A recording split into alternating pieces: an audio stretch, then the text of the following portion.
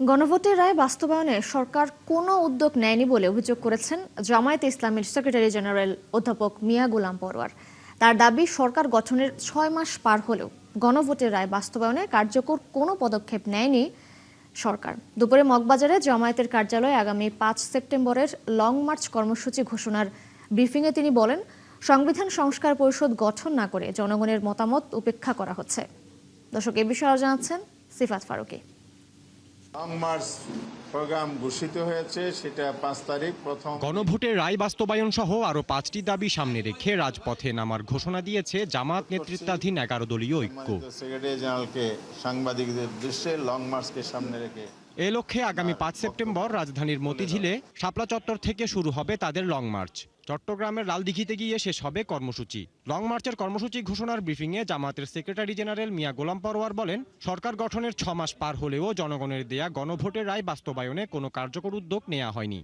৪৫ বছর ধরে কোটি মানুষের আস্থায় পাইপের বস আরএফএল পাইপ। সংবিধান সংস্কার পরিষদ গঠন না করে সরকার জনগণের মতামতকে উপেক্ষা করেছে। দুঃখজনক হলেও ক্ষমতাসীন বিএনপি সরকার তারা এই গণভোটকে অস্বীকার করছে।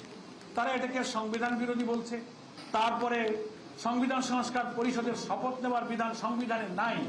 তো এই সমস্ত সাংবিধানিক প্রশ্ন তুলে সংবিধানের ভুল ব্যাখ্যা দিয়ে একটা বিভ্রান্তি তৈরি করে আলটিমেটলি গণরায়কে এড়িয়ে যাওয়া হচ্ছে।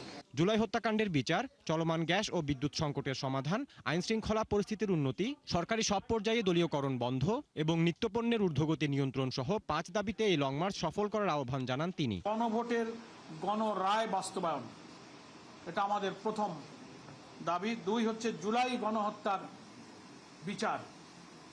৩ হলো বিদ্যুৎ, তেল, গ্যাস ও দেশে বিরাজমান সার সংকট নিরসন, এটা আমাদের এই লং মার্চের দাবি। ৪র্থ, নিত্য প্রয়োজনীয় দ্রব্যমূল্যের ঊর্ধ্বগতি রোধ করা।